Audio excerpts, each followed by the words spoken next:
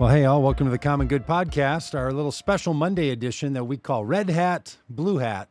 I'm the blue hat side. Casey's the red hat, even though technically not wearing a red hat today. Doug Pagitt But here. you do have I'm impeach Biden. There we go. Love it. Love it. I'm glad to see that you Trump supporters are all for impeachment, because I was starting to wonder after two of them. I thought, man, you folks just don't want presidents to be impeached, because it doesn't seem that what they do could be impeachable. So glad to hear that that's not the issue. Anyway, Doug Pagitt here, Minneapolis, beautiful sunny day, low humidities, unlike the weekend, and just wonderful. That's Casey Franklin there, playing the red hat, part of our conversation. And Casey is in bragging about being in the hills of Colorado. I guess you call them the mountains, don't you? Yes, sir. It's a beautiful 55-degree day here, sunny. Wow. And 55 in Colorado feels different than 55 everywhere else. That's not high in the mountains with that sun piercing through and kind of warming your face. Man, you figured it out, Casey Franklin. Hey, we'd love to know where you're chatting with us from. If you're on the YouTube channel, let us know there. If you're on Facebook there. If you're on Twitch, if you're on Twitter, any of those places. And just a little reminder, sometimes we'll be referencing comments that people make. And if you're not seeing those in your feed, it's because they might be on a different channel on Facebook. We put this out on multiple profiles, or they might be over on YouTube, which is our preference. If you're going to watch this anywhere and share it from anywhere, we'd prefer that happening over there on YouTube. But here's what we're doing. Casey and I have been lifelong friends. Well, not lifelong, 30 years. We're that, because Casey, we're that old where we could be friends for 30 years and still not be lifelong friends. Maybe even longer than that, maybe even longer than 30 years. I 35. 35 years, 35 years and still not lifetime. Both faith leaders, both people that care about each other, care about this world, and differ on Donald Trump and all the things that come with that world of MAGA movements and Trumpism and all. And we've been texting about this over the last year or so, and we've decided to bring this text live to all of you. So that's what we are. That's what we are up to. So good to see you all. Glad to have you aboard with us. And Casey, how'd you feel about last week? Big indictment week. Donald Trump and a number of other people in the Trump, what the state of Georgia is calling, a criminal enterprise, were presenting themselves, surrendering for the indictment to put themselves in the custody of the state of Georgia because they're accused of crimes against the state. How did that strike you? Yeah, I think it's all a bunch of BS, to be totally honest. I think it's sad what the Democrats are doing to our country, what they're doing to the rule of law. And I think it's sick and it's sad. But the thing that I love about it is the mugshot, because as sick and disgusting and sad as it is, I also feel that it's the biggest political dirty trick blunder, and will go down in history as the biggest political blunder history of the United States. Talk a little bit about that. Why do you see it as a political action? I don't see it that way at all. I think it's what they do in Georgia when they're having to prosecute 17, 18, 19 people inside of a criminal enterprise. They need to treat all of them fairly. Why do you think, oh, no, this is a political thing as opposed to a legal thing? All of the indictments are political. They're all political. They're all political targeting of a political opponent. And quite frankly, I compare Joe Biden to Joseph Stalin, and actually he's worse than Stalin, because tell me one victim of Stalin's regime that was indicted in 4 different jurisdictions, with 91 indictments, with prison time upwards of 1,000 years. Can you think of a single? Well, no, I think what Stalin is known for is extermination of multitudes of people, mass genocide in his country. So I think to suggest that Donald Trump being held accountable in 4 different jurisdictions for crimes he committed before he was president, while he was president, and after he was president, to compare that to Stalin and mass genocide and murder of millions of people, I got to tell you, Casey, that is, and then for you to say, and you didn't even accuse the person in a court of law, and then the person may have to spend time in jail. That's worse than Stalin. That's the kind of thing that, frankly, I think makes this political. Like, I know you say that the prosecutors are the political ones. I'm going to still trust this country that when there's grand juries and judges and prosecutors, that it's removed from the political system. You seem to think it's political when it's Donald Trump. Well, yeah. And, you know, I mean, I'm not talking about the extermination stuff. I'm talking about the political targeting of political opponents. And, you know, this has all been coordinated. Every single one of these indictments, I mean, they've been very careful not to bump into each other. So they're obviously coordinating with each other. And, you know, you can indict a ham sandwich. That's an Really? old saying. Really? Because, You can indict a ham sandwich. yeah, listen, I get your point. You think it's easy enough to indict someone. You think an indictment can come down and that's easy to get. That's your view. Because think of it like this, Doug. A prosecutor does not have to share any exculpatory evidence with the grand jury that they're talking to. That's true. So, and you know, all these prosecutors, by and large, campaigned on getting Donald Trump.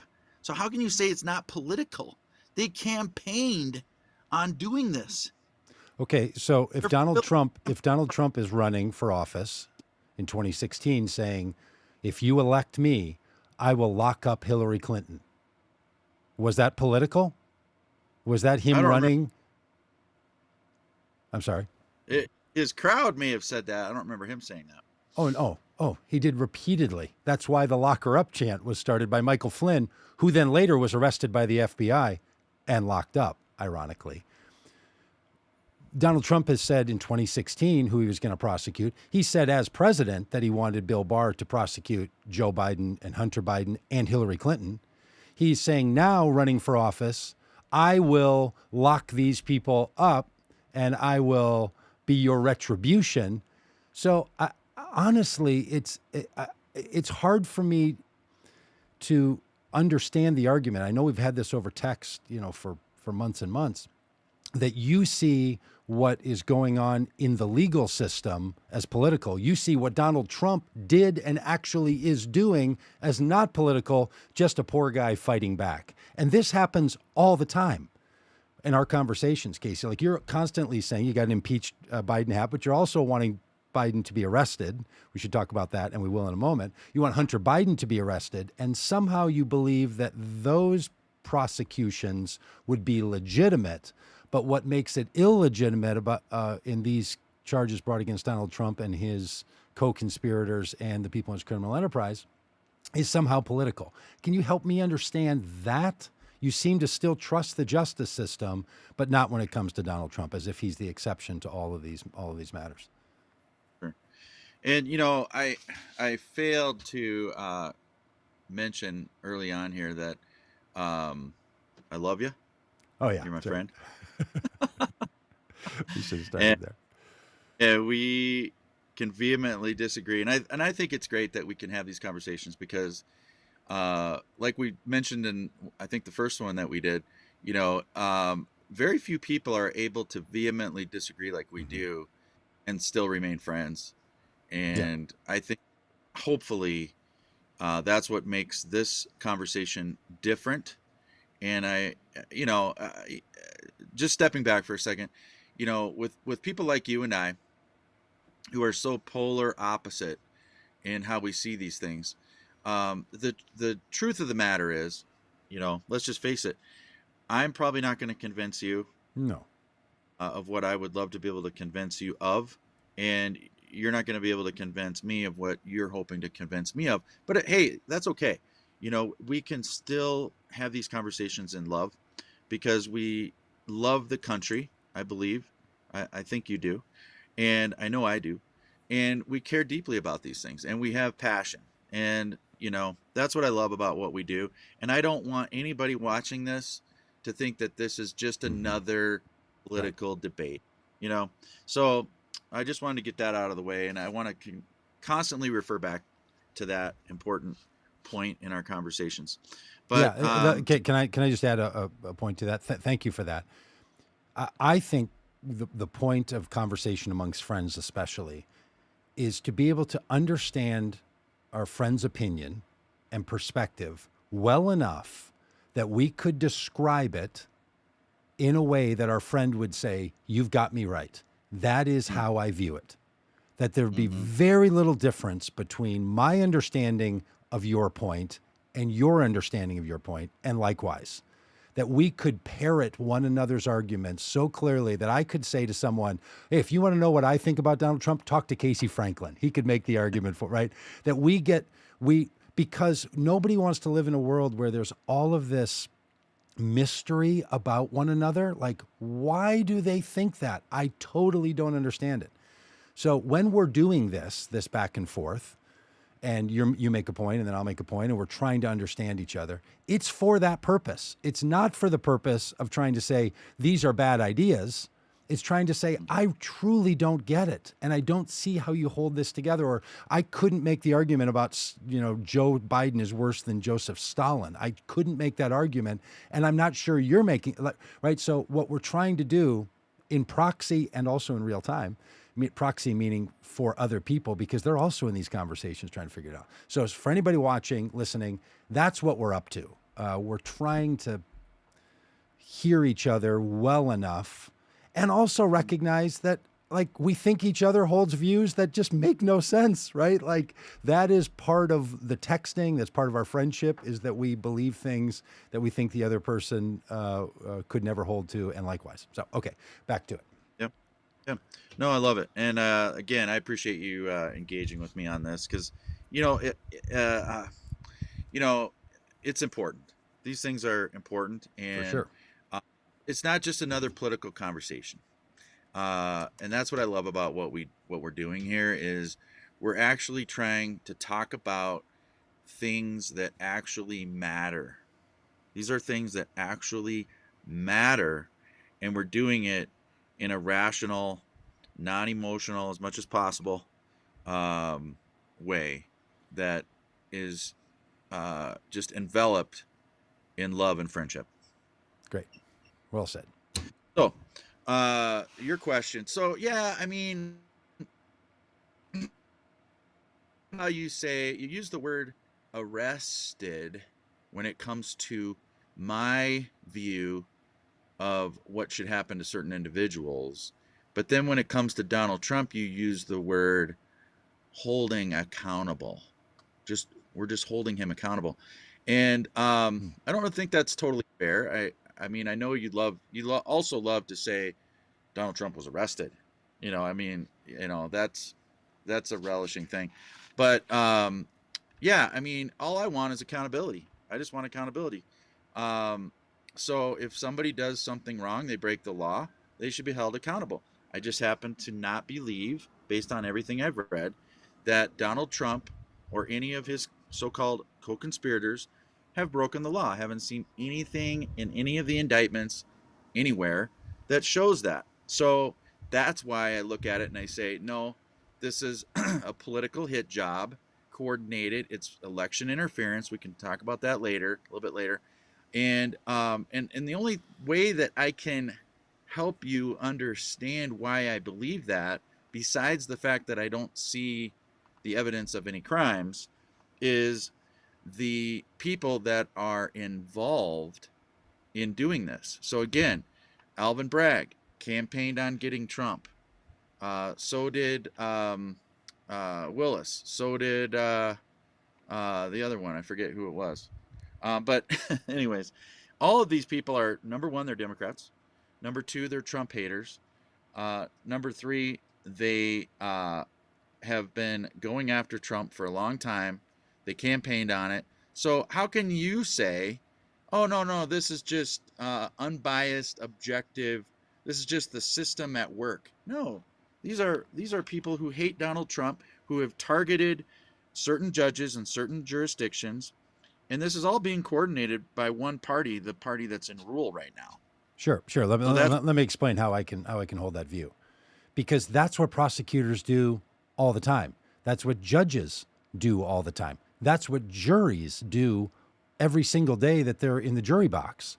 They set aside their own personal views or animus or affection for someone, and they do their jobs. That's what they do. Your assumption that these are people who are simply motivated by politics and they will violate their oath of office. They will either lie about evidence or suggest that evidence says something that it doesn't say, that you're going to impugn those reputations across jurisdictions involving judges, grand juries, prosecutors, investigators. And I've said this to you multiple times in text messages, or there's a more simple, clear answer. People are doing their jobs, and Donald Trump did the things that the indictments list. So that's the difference here, Casey. You seem to be saying regularly, I trust that the prosecutors could go after Hunter Biden. I trust they could go after Joe Biden. You trust they could go after a petty criminal or a mastermind of crime. But anybody associated with Trump, Michael Flynn, Roger Stone, Paul Manafort, any of them. And all of a sudden it's like, well, the only reason they're going after those people is because it's political. So I have to say, I think you inject the politics into it by saying, if somebody doesn't like Donald Trump, then all of their motivation is not professional. It's not legitimate, as if somehow hating Donald Trump politically is so powerful, it blinds people who've spent their careers as judges, prosecutors, lawyers. They're just going to set it all aside to bring up charges that are clearly, in your view, not even crimes. So in the end of it, Donald Trump is going to get off anyway because these are clearly not crimes. So that's the part of it that I just say, I think I hear you, but I don't feel like that is and if I've misstated your opinion at all there, please let me know, because I can't square that circle if that's what you're actually saying. Yeah. Well, I can't help but think that you would feel the same way that I do if prosecutors who were Republican, conservative, have tweeted that they strongly oppose and your person, whether it's Joe Biden or whoever, and the area that they're in was 95% Republican population. Fani And the Willis, are you judge talking about that, Fani Willis in Georgia? hold on, that they're going to is also someone who has talked about their hatred for the person and has donated money toward the other side. You see what I mean? So Yeah, you've got, look, I'm not arguing that these people may or may not have an opinion. What I'm saying is your suggestion is that I would feel that people are willing to set aside all of their professional opinion for this. it's obvious that that's what's going on. No, it's not obvious. In fact, it's obvious because they're okay. So let's move on this one. We differ on that. To hear you clearly, you believe that these people across the federal and state systems, New York, Florida, and the federal system in Washington, D.C., and the federal judge system in court system in Florida, all of the people who have decision-making power are doing this not because crimes were committed, but they're ginning this up, manufacturing, faking crimes simply for political attack on Donald Trump. Is that right? Yeah. Okay. Yeah, and let me share one more thought. Why didn't they bring all this a lot sooner? Why did they wait till now during the election season to be doing this? Why are they choosing dates for trials that are perfectly timed with things like Super Tuesday and other key election dates. I mean, this is just Look, it is so I can't this. explain a conspiracy that doesn't exist. I'll just say if they were going to do that thing you're describing, they would have done this before Donald Trump announced. They would have done it, January 30th of 2021, right? So of Why? course they would, because then Donald Trump wouldn't have been an announced candidate. It makes it more Right. difficult that he's an announced candidate. It makes it harder. All right, so let me circle back on this one, Casey, because this one is important, I think, to sort of for me to wrap my head around, specifically around Georgia. Let's just talk about that one because it's the newest of the four. I Right. like to say not only are there 4 indictments in 4 different jurisdictions, but 4 different periods of time. One before Trump was president, that's the lying that he did about the money that he paid to keep the story about his affair with Stormy Agreement. Daniels quiet. Then there was the one that he caused the insurrection and tried to violate the rights of the people of the United States. And the one that Which he he hasn't been. interfered with the results Right. of the election, those charges. So those are during his presidency. And then the obstruction of justice that he did with the files that he was keeping is after his presidency. So we have 4 different jurisdictions, 3 different time frames for the guy. But let's talk about this one in Georgia for a minute. What I want to get clear with you is that when you say everything Trump has done here is not a crime, there's 2 ways someone can get to that. One would be the person didn't do the thing you're saying the person did. So let's say someone accuses you and I of consorting to steal a car, and we join Right. together, and they say we joined together to steal a car, and we say we didn't take a car. We were never in a car. We didn't ask any. No car was taken that had involved us. Okay. Yep. That's one argument. We didn't do it. The thing you're saying we did in the indictment, stole a car. We didn't steal a car. The other is that car that we got in and we took, we had the right to take that car. It wasn't stolen. We got in a car, you and I, we took the car, but we had the right to do it. What I Right. want to clarify with you, we'll just stick with Georgia because we can move through the boxes and the obstruction of justice, and we can move through the federal level of what went on January 6th and before and after. Let's just talk about Georgia. Those charges that are brought against the criminal conspiracy, all of those that I know you've read, are you saying Donald Trump didn't do those things, didn't take the car, or are you saying he did them, but I, Casey Franklin, don't consider those to be a crime? Yeah, I would say there's cases where both are true. Okay. Depending on talking about. I mean, really, the indictment in Georgia, the biggest problem with it is it actually, if you read it carefully, it should actually be thrown out for failure to actually cite what the actual crime really is. It's very vague in its explanation, which is similar to what happened in the Bragg situation, because uh,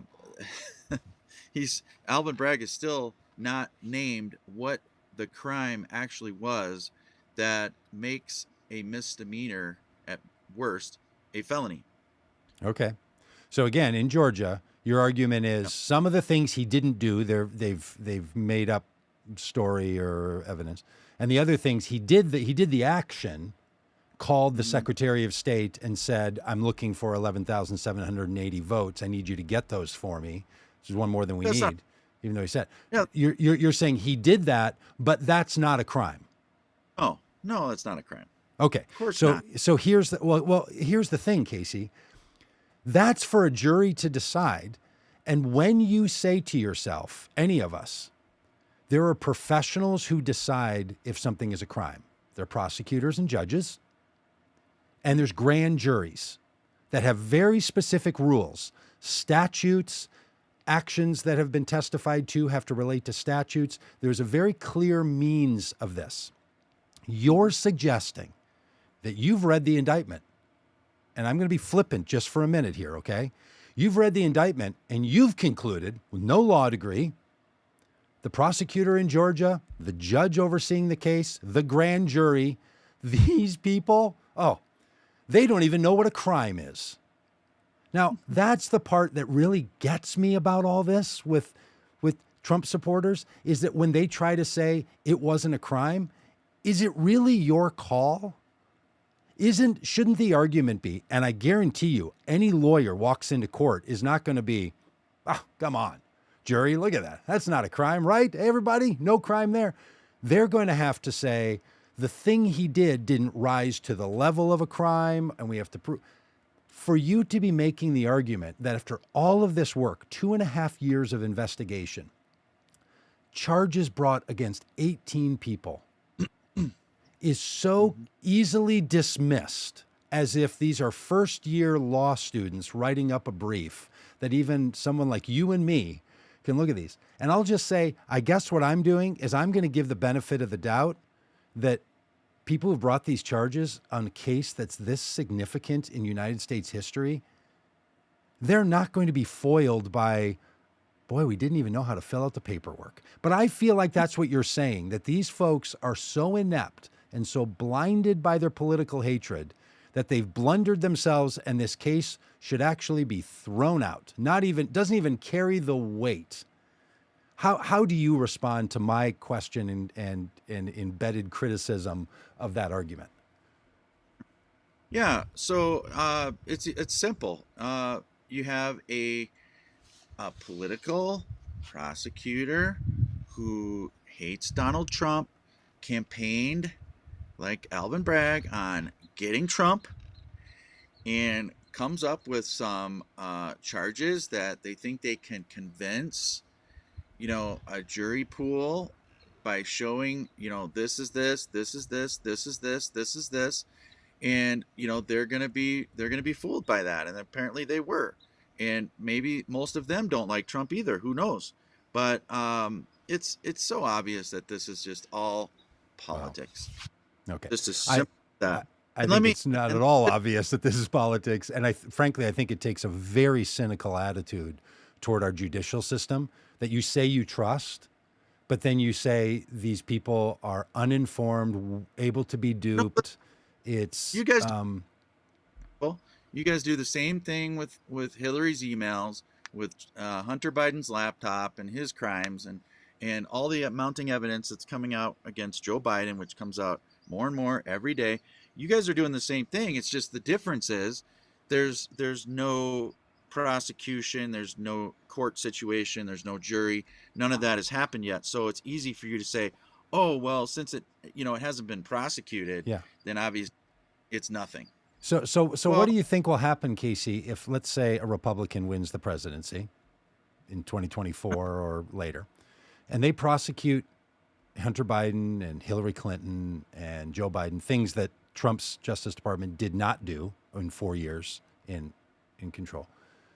And someone then says, oh, all of those crimes didn't happen. They're all just political. Are you going to feel like that's somebody who trusts the political system and trusts the judicial system? Or are you going to say, hey, you now need to trust the evidence because prosecution of Joe Biden is not political? Like, are you really saying it just depends on who it is? And if it's Republicans, then it's fair. And if it's Democrats, then of course it's political. This is exactly why I'm very, very concerned about what the Democrats have crossed the Rubicon, because this is exactly what goes on in third world banana republics. It's whoever is in charge, whoever the party in power is, they rule. They go after the other party. They go after their political enemies. And now, why wouldn't the Republicans do the exact same thing that the Democrats are doing once they get into power? What's going to prevent them from doing that? And then, what is? Hold on. Then the question is, okay, is this legitimate? Is this fair? Is this unbiased? Do you see the problem here? This is where the problem lies. Now, let me just say one more thing. If the Democrats had waited until after the election, or there were more, or any for that matter, Republicans involved in any of these allegations and indictments, then it would seem a little more legitimate.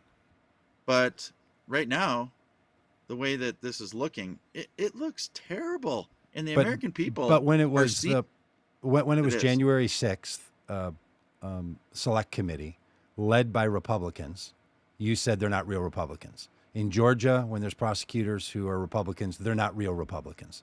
So, to be blunt, I think you believe that anybody who moves against Trump is not a real Republican. In our text exchange, you even said Bill Barr, former attorney general for Trump, was a deep state person who has his intention to be to damage Donald Trump.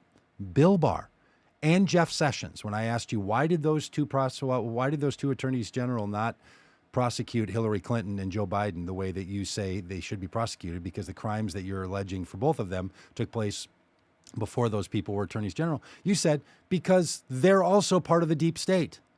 So I just have to say, Casey, in all love, my friend, every time you're met with, here's a Republican who's showing this is not simply partisan, you say, no, they too are partisan.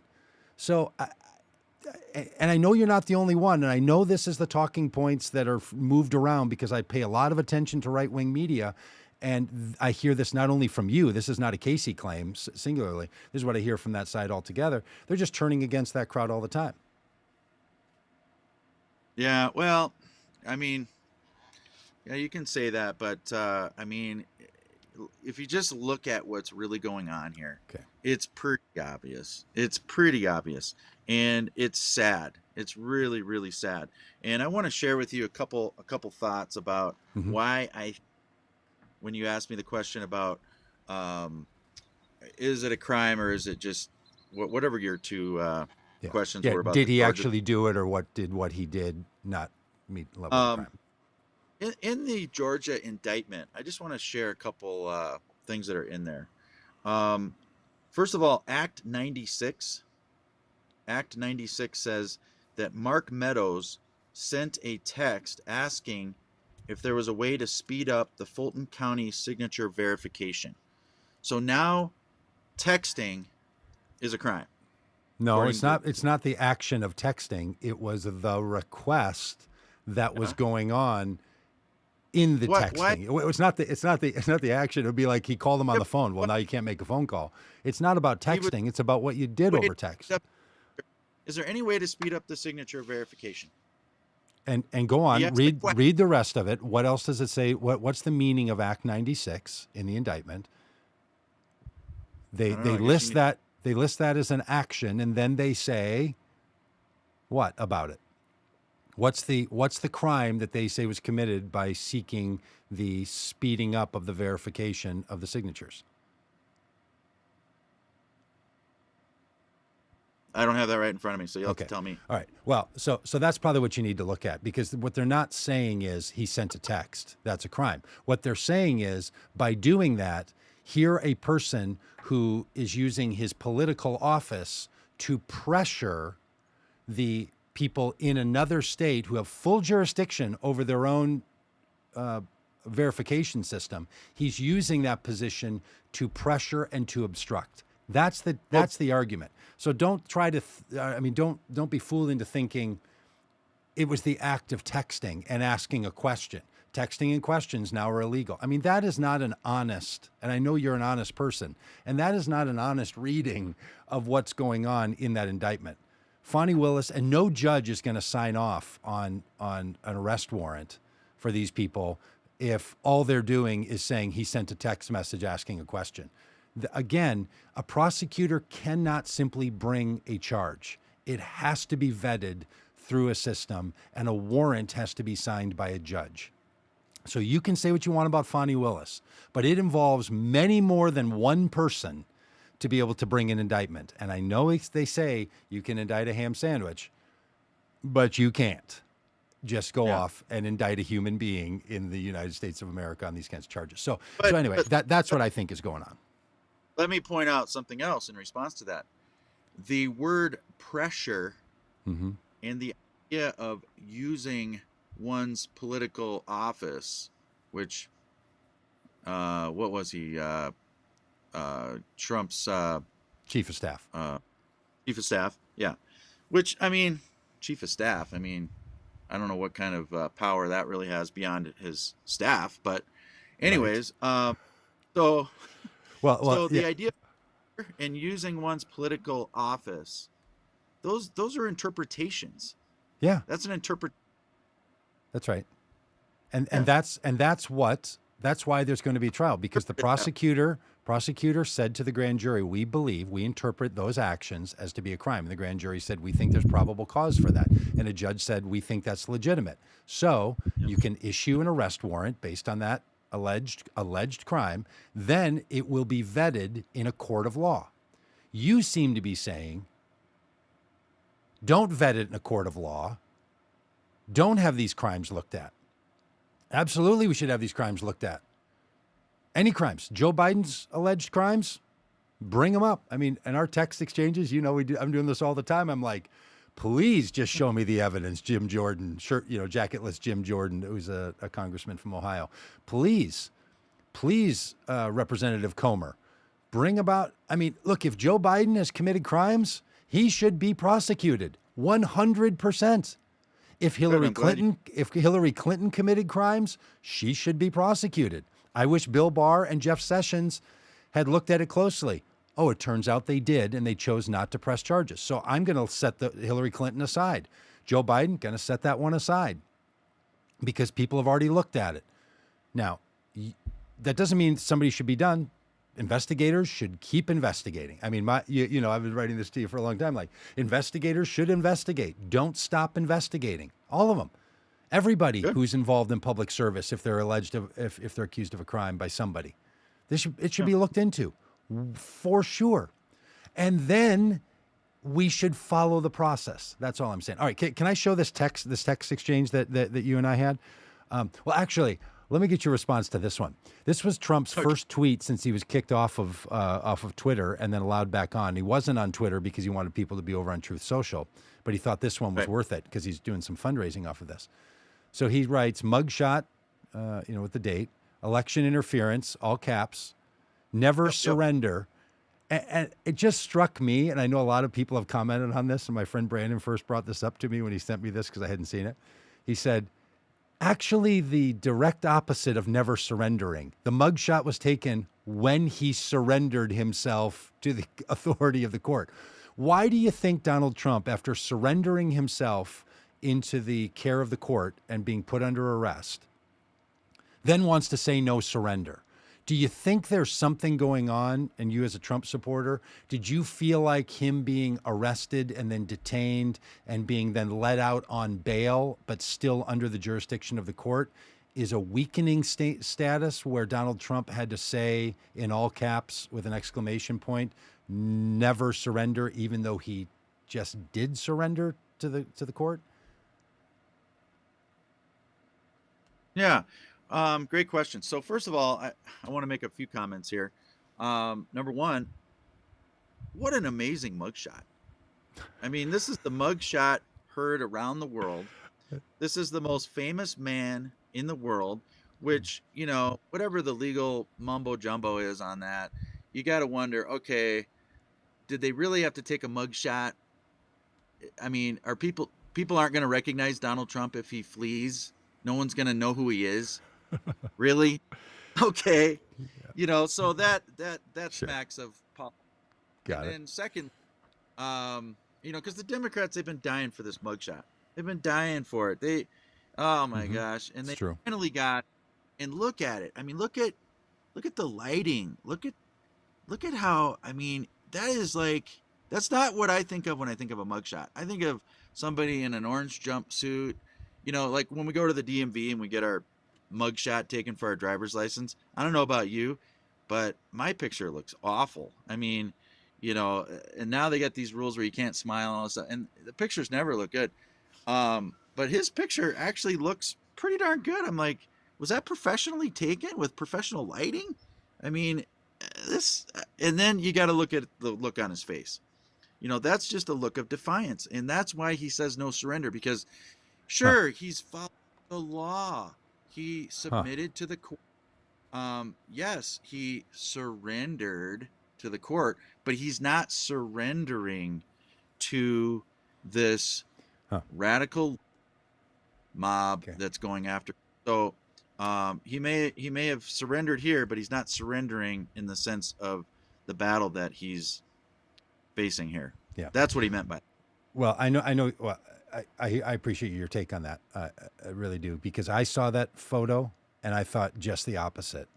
I thought, for all the times that Donald Trump has been so careful about his image, so very careful about, with his photographer, his White House photographer, about what angles would be shot. This is not an attractive picture of anyone, in my view. In my view, Yeah. that picture of a person is not one that he is going to like. His presidential photos rarely ever look like this. This looks like, looks like a mugshot. And I'm not going to make you answer this one because I know you didn't want to. But when he got out of the being apprehended, and they let him go after posting $200,000 bail after he got himself a bail bondsman, he went on a Newsmax show and said, "Then they made me take a mugshot, and I've never heard of a mugshot. I didn't know that expression." Right. You're welcome to comment if you want. I find that hard to believe, that an educated adult in America who is the head of the legal apparatus of the United States government has never heard the phrase mugshot. It's not at all possible. Oh, I know you'd love that, and I'm sorry I did not hear or see that particular comment. Okay. I think the spirit of what he was trying to say is just, how inconceivable, this is, that a former president is finding himself in this situation. And I know you think it's because he's guilty of everything they've alleged, but I think his point is, look at the sad state of affairs of this great country, that we've stooped to the level of, we're now prosecuting former presidents, taking their mugshots, and the left is just giddy. I mean, I watched the CNN and the MSNBC people. They were giddy over this. In fact, I agree. she almost couldn't contain her laughter at the thought of Donald Trump having to walk into a prison which is known for, violence and people dying and horrid conditions and all this stuff. And it's kind of like, just can't contain the laughter on that one. So the Trump hatred is like you said, it's vicious and it's blinding. And it's sad. Yeah. No, look, I will not argue with that. There is a blinding level of opposition to Donald Trump. There is a personal hatred of Donald Trump. We're about to show a video that you wanted us to show of people responding to Joe Biden in Hawaii, and then people responding to Donald Trump in Hawaii. We can't play the audio of what the anti-Biden people are saying because it would then give us an explicit rating on all these video places.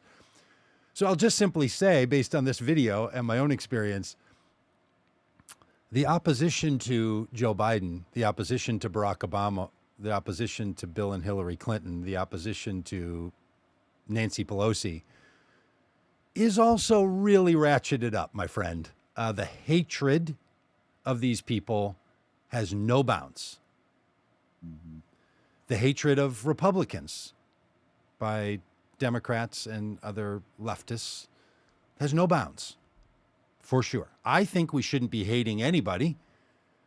It's very difficult to for all of us to live in a world where we know that people are working directly against the causes that we think matter, and yet we don't want to hate them. We don't want to hate our enemies. We want to love them, Jesus teaches. So I want to do that. It's really hard to love yourself, to love your God, to love your neighbor, and to love your enemy. So somehow you have to be in opposition to, but not hatred of. That's really hard. Not everybody's good at it. Very few of us are actually good at it. So yes, there is hatred of Donald Trump. But we I agree hope on something. That's right. And there's hatred of Joe Biden. Let me be blunt. Do you hate Joe Biden? No. Do you hate Barack Obama? Oh, no, I just hate what they stand for. And what they're doing to our country. Yep. Yep. They're still Now, I like think you're falsely accusing Joe Biden of doing things that he is clearly not doing. If he was brought before the court Well, of Casey Franklin, you would bring charges that he is causing all this. I would say he will be found innocent. His hands are not on that crime scene. I agree with you that Joe Biden is clearly doing things that he's probably unaware of. Okay. Not sure Okay. he's aware. When I was But painting my house yesterday, my new painting shirt is these shirts we made at Vote Common Good, which are Donald Trump saying camera, woman, flowers, after he had to prove from his own dementia test that he didn't have dementia. So yeah, I think there's a lot of times where people do things, and I think you're making a statement about the mental acumen and perhaps the age of the president. When do we do that test with Joe Biden? I think they did it recently. I don't know that. I know Donald Trump was really worried about it, so he shared it with people because he didn't want it to be leaked. That his doctor recommended a dementia test. I mean, that was the news story from 2021. So I don't know, or from 2019. All right. Do you want to show this video and tell us why you think it's important? We're going to try to talk over it. It's not very long, but we also had to cut the audio because as has been my experience in many places with Democrat and pro-Trump supporters, the language is often so violent and so, look, I am far from being a prude, but it's stuff that I don't want to put on our video and social channels. But no, and I appreciate you muting it out. I totally forgot about the profanity, and let me just set it up real fast. Yeah. So there are two clips kind of contrasting one another. The first clip is in Hawaii of people on the streets as Joe Biden, his motorcade go by as he arrives on the island after, what was it? I don't know, a week or two after the fire, which he claimed he did that because he didn't want to, quote unquote, be in the way when everything was actually burned to the ground and there was nothing left, which is kind of odd. So he finally shows up, and that's the reception that he receives that you'll see. And then contrast that with, and this is the reception just the other day of Trump arriving in Georgia on his way to the Fulton County courthouse prison jail. Okay. All right. So here it is. We'll talk over it. Hopefully people can hear it. All right, so it's this is put out by Sebastian Gorka. It's a guy giving the finger and yelling the F word repeatedly to the Joe Biden motorcade as it goes by. It's one guy yelling, and then cut to Donald Trump's welcome in Georgia, and a bunch of people cheering Donald Trump's welcome when he's in Georgia, as you say, and people are standing there and they're yelling "yay" and cheering and cheering and cheering. All right, and Casey, tell me the point of this from your vantage point. Yeah.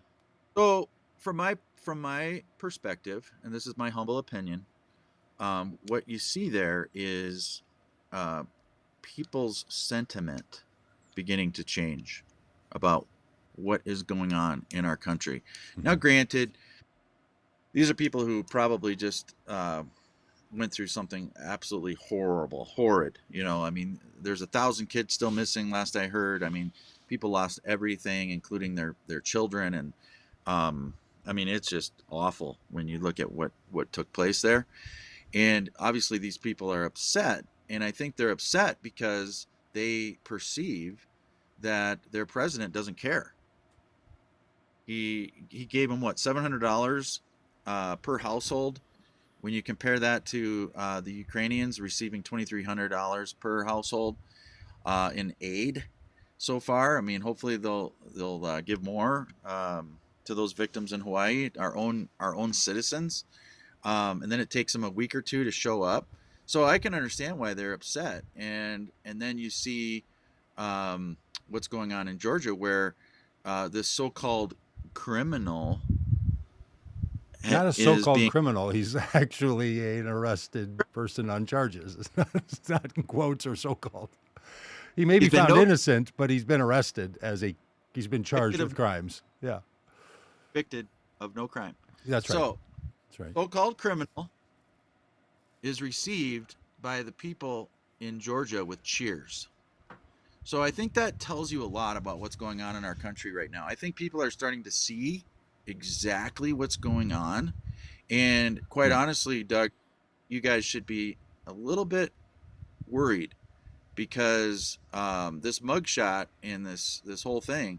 First of all, I think his mugshot is going to go down in history as one of the great iconic American images, and not in a negative way. Oh, Not in the way that you believe. we were almost there.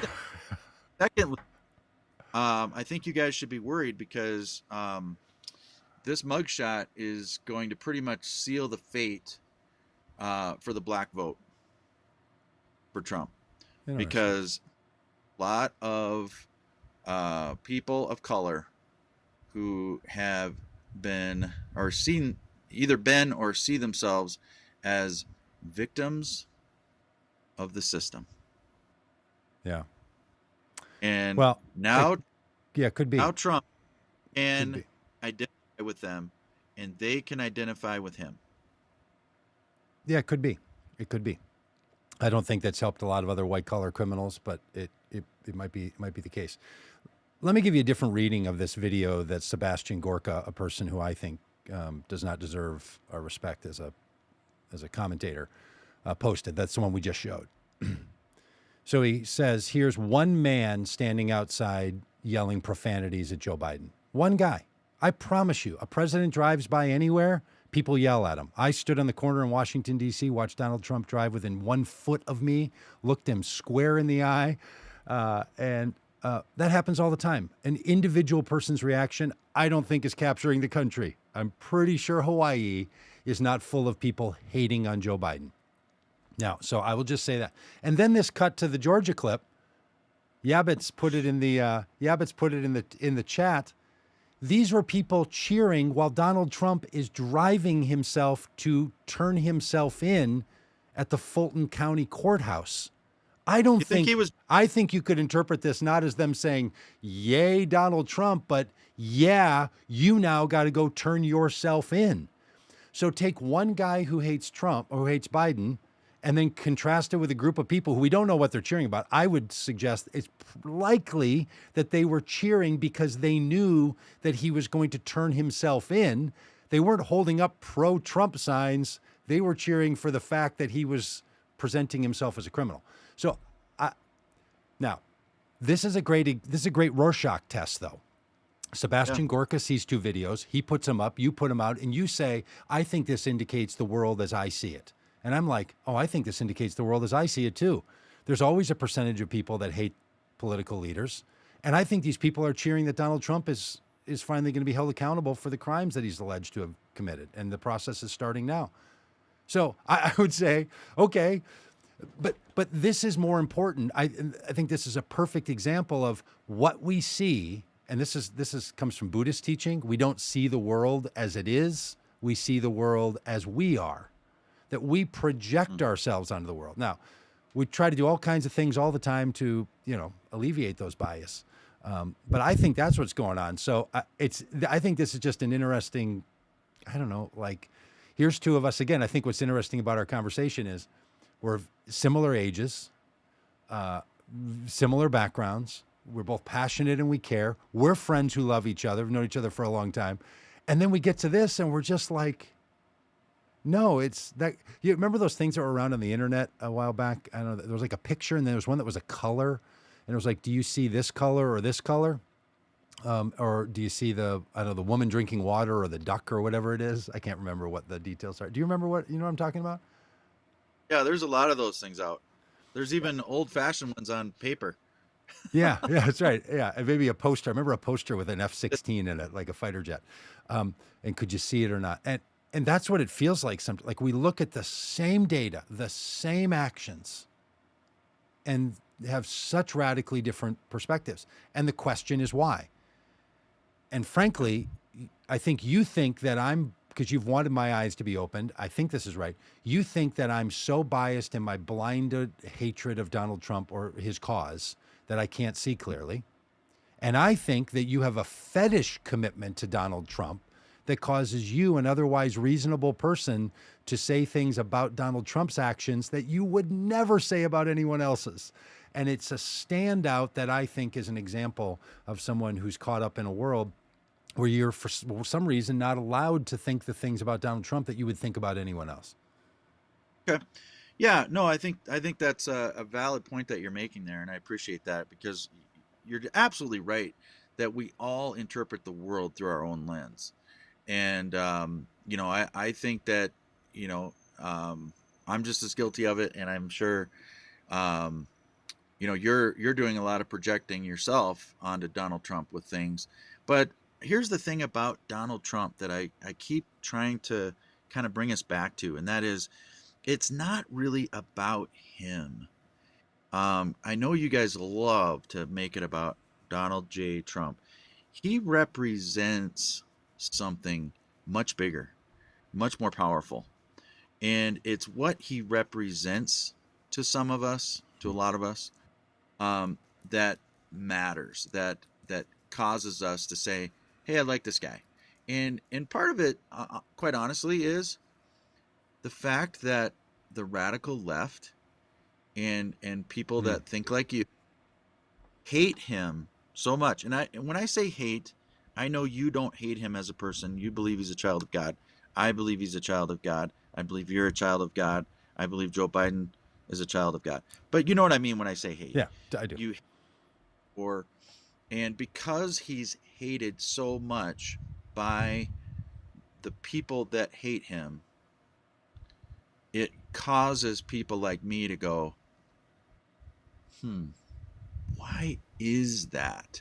What does he represent to them that is so threatening? And I know your answer would be different from my answer, but my answer is he represents freedom, American values, the Constitution, small government, limited taxes. He represents freedom of speech. And all of these things, in my opinion, are being attacked viciously. And I would even call it an insurrection. What we're experiencing right now is a slow motion insurrection takeover by the radical left of our country.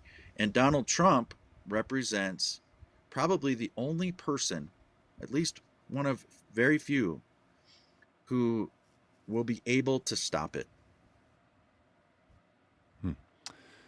Well, that is like the person that sees the red dot to me, whatever that. I'm just like, truly, man. Yeah. Well, maybe Donald you're seeing Trump's bullying and rudeness and cruelty, and telling the police not to be careful when they put somebody in the back of a squad car, and calling immigrants the names that he does, and saying we should suspend the Constitution in light of him, and somebody who keeps documents and shows them to people. Like almost everything, the way he down talks America, the stuff he says about it, the stuff he says about people who disagree with him, the names he calls, I mean, just all the way down the line. But look, my opposition to Donald Trump is not his rudeness, his crassness, his ineffectiveness. It is the policies that he invokes fundamentally. Yeah. We can talk about big government. I'd love to do that sometime. I think we should do a whole thing on actually the positions of Donald Trump that you hold and that you like, and the things you think represent that. I was told that last week. I was in Milwaukee, and I was interviewing people outside the Republican National Committee presidential debate. We're going to be showing a bunch of those interviews on these channels, so maybe we could do them for one of these. And what I heard from those folks there is basically what I heard from you and just now, and it's a version of the enemy of my enemy is my friend. Why am I supporting Donald Trump? Because people like you hate him so much. Okay, I get it. No. That's not the sole reason. Did I mishear you earlier when you said when people or leftists are so opposed to Donald Trump, it makes you think they must be opposed to those people are for something bad, so they must be opposing something good, and therefore I want to be on the side of good? Because that is the enemy of my enemy is my friend rationale. Right, but the only difference, the clarification point I'd like to make there is that's not the sole foundational reason. Yeah. That's just on the Part cake. of it. It's yeah, just it's just part of Yeah, got it. It's an ingredient. It's an ingredient. It's not the entirety. Yeah. It's not an apple. It's a cake. So one of the ingredients is that. But another one of the ingredients, which I think you also said, and this is what a number of these people said, was all of those people, this is them standing outside. We heard it from multiple folks. All the people pointing at the arena where the debate was going to happen. All those other candidates, they're all also part of the problem. They're also, a lot of the Republicans in Congress are part of the problem. I'm not here as a Republican. I'm here for Donald Trump because the Republicans and the Democrats are in the same boat. Those people are all against America and against my freedom. I've lived under both their administrations. I've lived under both of them being in control of the federal and state governments, and things are still terrible for me. They are the problem, and Donald Trump is different than all of them. That is an argument that when I tell people, hey, I do this thing with Casey Franklin, this red hat, blue hat thing, and they're like, what does he think? And I say that, some version of that. I say Casey's primary argument as a Republican is that somehow Donald Trump fulfills Republican needs, but more than that, he's separate from the rest of the swamp. And they support him because he's different than the rest of the political system. That's a fair assessment, and I think that there are both there's people of all political stripes that kind of fall into that category that don't necessarily support Donald Trump. Sure. But I think there's people out there, and it's one of the things that I understand it, but it makes me sad because I think it creates this sense of apathy. People in our country for a long time, sadly, have basically thrown up their hands and said they're all corrupt. Yep. It's beyond anything that I can do as one person to fix the problem. So I'm just going to tune out. Yep. I played hockey last night, and I was hanging out with a couple guys afterwards, and one of them, I don't even know how I brought up politics. I did not want to get into politics. We fortunately didn't get in. But he did say one thing. He said, they're all corrupt and there's nothing I can do about it. Yeah. And it's sad. I just want to stay out of it. And I think that's one of the problems that we're facing as a country. And I think that's why, in part, another ingredient is people look at Donald Trump and say, you know what? He might be the only guy that can fix the mess, and I'm gonna see what he can do. Yeah, look, I hear you, and I think you're onto something really strongly here. But I would say that the Republicans and the Democrats are not on the same side of corruption; they're on the same side of political movements, and they're on a spectrum. And then there's Trump. So I agree that you get the Republicans and the Democrats together, and then there's Trump. Now, there are real differences between Republicans and Democrats. I'm not saying there's not, but they're in one engagement, and then there's Trump. And I don't think it's corruption versus fix it. Clearly, after 4 years of Donald Trump as president, 2 impeachments, ineffectiveness, and multiple arrests, not that. And then after his presidency. I don't think he's the anti-corruption. I don't think he's the anti-corruption president. Yeah. Here's what I think the difference is. I think the difference is that you have a libertine democratic system on one side, which is Republicans and Democrats, and then you have authoritarianism on the other. And I think what Donald Trump represents is strongman authoritarianism. I am your retribution. No. I am the single one. They can't help you. I can. Suspend the Constitution in light of me. If I say it, then it's not illegal. His commitment to Kim Jong-un, his commitment to Vladimir Putin, his commitment to the president of Hungary, his constant commitment to strongmen, and his opposition to international and national democratic processes. I think that's what we're seeing. History's going to bear it out. I think that's why people like Sebastian Gorka are with Trump, because they're all for that kind of strong. It's what Bill Barr calls the unitary presidency. meaning that when the president says it, that's it, full stop. We've had those arguments in this country. We'll continue to have them. But I think what we're talking about is a democratic system versus an authoritarian system. And that's what's going on. And people who think that the authoritarian will come in and fix it and just let him have at it. He'll take care of it. He will solve it. What will happen is every time, which has happened now, everybody then who stands up to Donald Trump, whether it's his Secretary of Defense, his Secretary of State, his Secretary of Education, the Attorney Generals, every time any of those people disagree with him, he then says, they were fools, they're not real Republicans, they're not with us, and his support gets smaller and smaller and smaller. That's what we're seeing. It's following all the patterns of this. So we can have that conversation going down further. I do think there's a point to be made about how Republicans and Democrats are together, and then there's Donald Trump, but I don't think it's based on corruption and non-corruption. I think it's based on democratic values and authoritarian values. Okay. Let me just respond real quick. Please. Just real quick. Won't be long. I love you, Doug. I love you as a friend, but I just got to tell you, you're seeing this all wrong. It's the case of the red dot. Again, you're seeing the red dot. Maybe the red dot's Trump. I don't know. An orange dot. Or it's the red. But yeah, you're looking at it all wrong. And the reason is because Donald Trump, I mean, let's look at, okay, you want to talk about authoritarianism. Yeah. Let's look at his authoritarian. I mean, he's basically autocracy. I mean, vaccine mandates, ignoring the Supreme Court's ruling on student loan debt. He says, forget the Supreme Court. We don't need that. You know, and that's what a lot of Democrats are saying now. Oh, we don't need a Supreme Court. We can just do whatever we want. We disagree with the Supreme Court's decision. So therefore, we're just going to do whatever we believe. That's what's going on right now. So everything that the left accuses Trump of being and doing, they're actually doing themselves.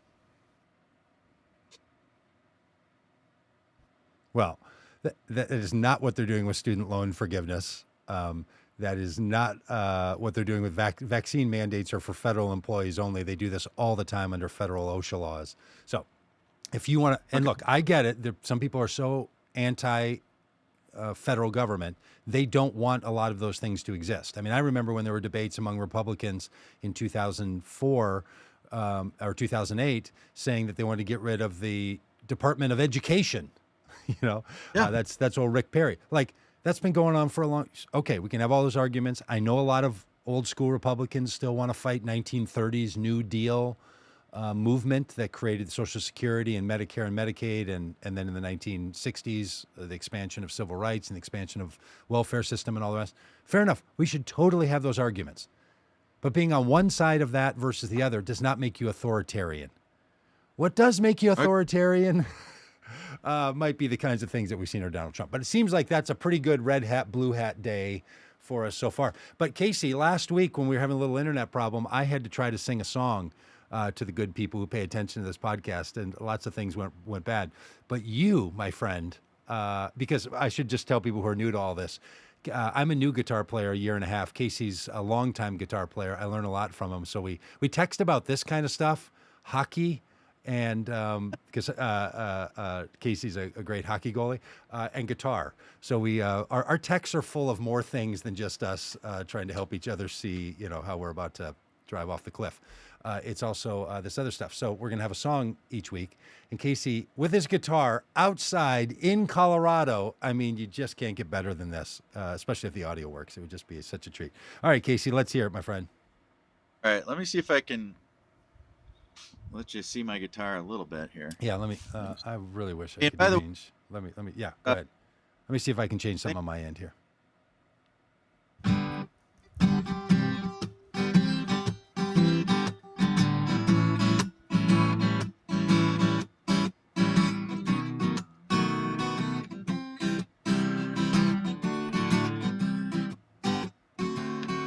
The south side of Chicago is the baddest part of town, and if you go down there, you better just beware of a man named Leroy Brown. Not Leroy, more than trouble. He stand about 6'4", about as tall as Doug.